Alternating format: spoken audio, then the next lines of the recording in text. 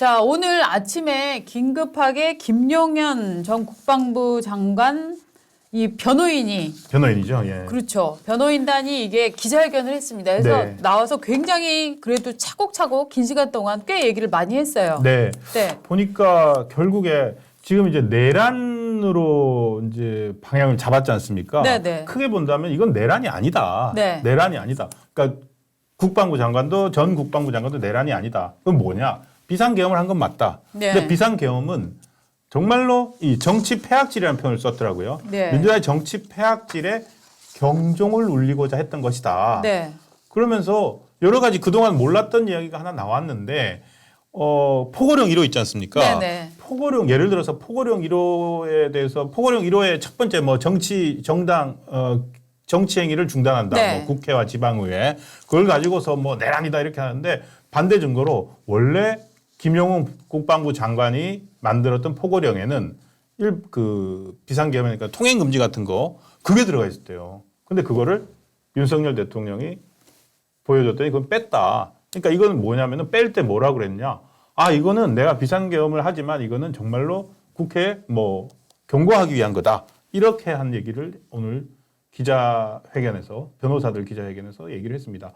그러니까 내란이 아니고 비상계엄이 경종을 울리기 위한 경고성 비상계엄이었다. 그걸 강조하였습니다. 네, 논리를 이렇게 쌓더라고요. 예. 이를테면은 지금 민주당이 이재명 대표 형사 네. 책임 면하려고 방탄국회 열고 22차례에 네. 걸쳐서 탄핵을 발의하고 예산을 폐지했다는 거는 좀 저는 어폐가 있다고 생각을 하는데 예산 삭감. 예산 삭감이죠. 그러니까, 예. 예산을 폐지해 국정을 없애려는 시도를 하는 이런 정치 행위에 대해 이런 정치 폐악질에 대해서 대응을 하지 않는 것이 오히려 대통령의 의무 위반이라고 판단했다라고 그것도- 얘기를 했어요. 그것도 논리가 되는군요. 예. 그거에 대해서 대응하지 않는 게 대통령의 예. 의무 위반이기 때문에 원래 목적처럼 그 대통령이 이 계엄을 선포를 했고 그 다음에 이것이 내란으로 이어질 예. 수가 없다라고 주장을 하면서 해지 의결 절차, 즉 국회에서의 표결을 그쵸. 저지하지 않았고 그리고 아무런 사상자 없이 계엄이 해제가 되었다. 그렇기 때문에 이거는 경고성 계엄이었다를 강조를 했고요. 예. 그다음에 계엄을 선포하기 전에 정확하게 세 가지의 원칙이 있었다. 네. 1번 돌발 충돌을 최소화하기 위해서 간부 중심의 병력을 소수 인원으로만 꾸렸다라는 거. 그다음에 사상자가 없도록 하는 것이 작전의 최대 목표였다. 그래서 무력을 자제하도록 당부했었다. 세 번째, 유혈 사태를 방지하기 위해서 병사가 실탄 휴대를 하지 않도록 했다. 이 세 가지를 이번 계엄령 선포의 가장 중요한 세 가지 원칙이었다라고 설명을 했습니다. 그러면 저는 이렇게 되네요. 방금 예. 세 가지 원칙, 뭐 사상자가 없게 해야 네. 된다, 충돌을 최소화해야 된다. 이것은 그 이른바 내란죄에서 네네. 폭동이 아니다라는 증거가 될 것 같고, 그렇죠. 그리고 국민들의 생활에 불편이 없게 해야 된다. 네네. 그리고 피해를 최소화해야 되게 하고 국회가 해제를 요구할 시 바로 해제한다. 네. 이것은 국헌 문란의 목적이 없었다. 이거의 증거가 될 수 있겠군요. 그렇습니다. 그러면서 또 시간을 정확히 얘기를 했는데요. 예. 이 계엄을 이를테면 계엄 포고령은 11시부터 시작된다라고 적용된다라고 네. 얘기했지만 실제로 10시 17분이었다. 예. 대통령이 그걸 발표한 게 이렇게 10시 17분에 한 이유는 무엇이라고 생각을 하냐.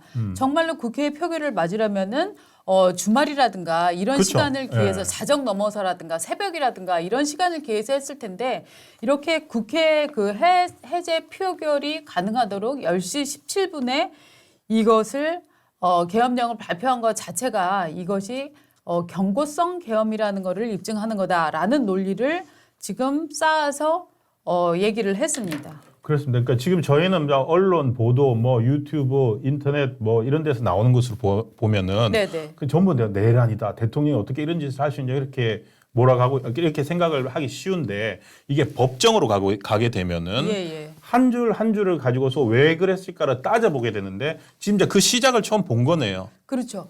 그러니까 이를테면 국민들 입장에서 지금 이 시대의 계엄이 무슨 말이야. 그렇죠. 이게 말이 돼. 이게 내란이랑 다를 바가 없어. 라고 주장할 수 있지만 이것이 정말 내란 죄인가를 법정에서 우리나라는 정말 성문법이잖아요. 그러니까 법조항에 정확히 그것이 적용이 되는지 어떤지를 증거를 하려면 각종 재료가 있어야 되는 거잖아요. 맞습니다. 그러니까 제가 뭐 흔히 하는 비유인데 우리 집에 강도가 들어서 내가 정말 죽을 네. 만큼 놀랐다라고 했을 때도 강도는 살인죄가 적용이 되는 게 아니라 밤에 침입했으면은 특수강도. 특수강도. 이 정도만 뭐, 예. 이 정도만 지금 특수절도. 적용이 되는 특수절도가 거잖아요. 되는 거죠. 예. 그렇기 때문에 그러니까 이게 이거를 내란적 상황이라고 이제 인식을 할 수는 있지만 이게 바로 내란죄다라고 규정하는 것은 굉장히 중요한 이 법적 절차가 남아 있는 거죠. 맞습니다. 네. 그러다 보니까 사실은 이게 내란죄로 보느냐 안 보느냐에 따라서 사실 수사 주체도 골치 아프게 바뀌잖아요. 맞아요. 지금 대통령을 자꾸 야당이나 뭐 여러 사람들이 빨리 긴급 체포해라, 네. 대통령 구속시켜라 하는데 지금 내란죄로 보게 되면은 우리나라 그 지난번 검수완박 때문에 예. 내란을 수사할 수 있는 수사기관은 경찰밖에 없잖아요. 맞습니다. 그래서 지금 뭐 노상원 전 정부사령관이라든지 뭐 계엄 사령관 이런 사람들 경찰이 수사를 했거든요. 네네. 그 사람들은 내란죄로 수사를 할 수 있어요. 네. 그리고 이제 마지막 남은 게 대통령이잖아요. 그렇죠. 근데 대통령을 경찰에서 불러가지고 내란죄입니다 수사를 해야 되는데 이 내란죄는 애매하거든요. 그렇죠. 그래서 지금 거기다가 대통령 수사는 검찰하고 경찰 합치해가지고 공수처로 넘겼잖아요. 근데 이게 무엇이니 지금 내란죄라고 야당이 주장을 하고 있는데 공수처로 가게 되면 공수처는 또 내란죄 수사할 수가 없잖아요. 네. 대통령을 내란죄로 수사 못하니까 그럼 뭘로 수사하죠? 직권남용 이런 걸로 수사를 하는 거죠. 그러니까 직권남용을 부르는 거죠. 근데 직권남용으로 부르면 대통령은 내란과 외환 이외에는 형사상의 소출을 받지 않잖아요. 네. 그러니까 참 수사를 하기도 그런 거예요.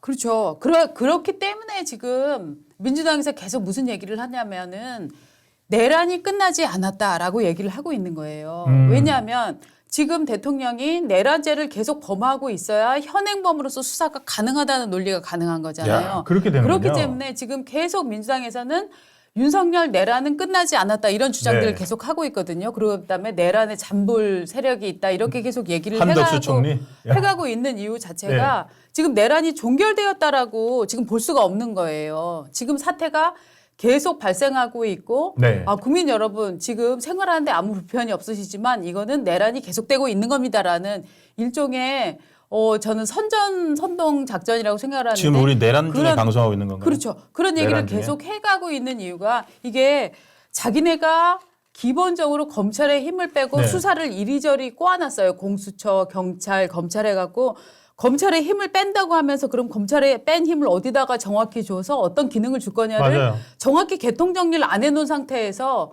그렇게 해야 뭔가 수사가 어그러지니까 이렇게 망가뜨려 놓았는데 결론적으로 지금 야당이 마치 국정의 책임자인 것처럼 야당 혼자서 대통령 수사를 막 추동을 해나가고 있잖아요. 그렇죠. 하려고 보니까 이제 내가 망가뜨려 놓은 게 작동을 제대로 안 한다. 이런 그렇죠. 상황이 지금 직면한 거죠. 그렇죠. 그러니까 지금 사실은 여러분들 이 정도 큰 사건이면은요. 네. 옛날에 기억나시죠? 대검 중수부 그쵸. 아니면 뭐 특수. 서울지검 특수부, 중앙지검 특수부 이런 데가 나서야 되는데 네, 문재인 정부에서 못하게 했어요. 맞아요.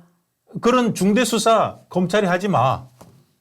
그렇게 막아놔 버렸거든요. 그러니까 검찰도 적극적으로 나설 수가 없어요. 맞아요. 그래서 경찰이 사실은 경찰이 이걸 해야 되는데 저는 대단히 죄송합니다만 경찰이 과연 처음 해보는 이런 내란 수사를 어느 정도 노하우를 가지고서 할 수 있을까? 이게 앞으로 계속 혼선이 빚어질 겁니다.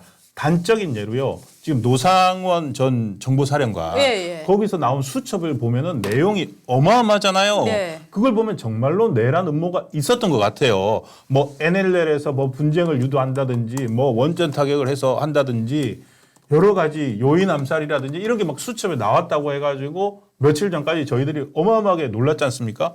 그런데 이제 이 내란을 수사를 했지만 기소 단계로 가야 되니까 검찰로 수사를 넘겼잖아요. 검찰로 넘어갔는데 검찰이 이제 경찰이 수사해온 걸 봤더니 야, 이 수첩 내용에 이런 게 있기는 한데 이게 내란을 실제 비상계엄 때문에 이런 걸 준비한 건지 이 사람의 망상인지 애매하다. 다시 검토를 해봐야 된다. 이런 단계로 갔거든요. 그렇죠.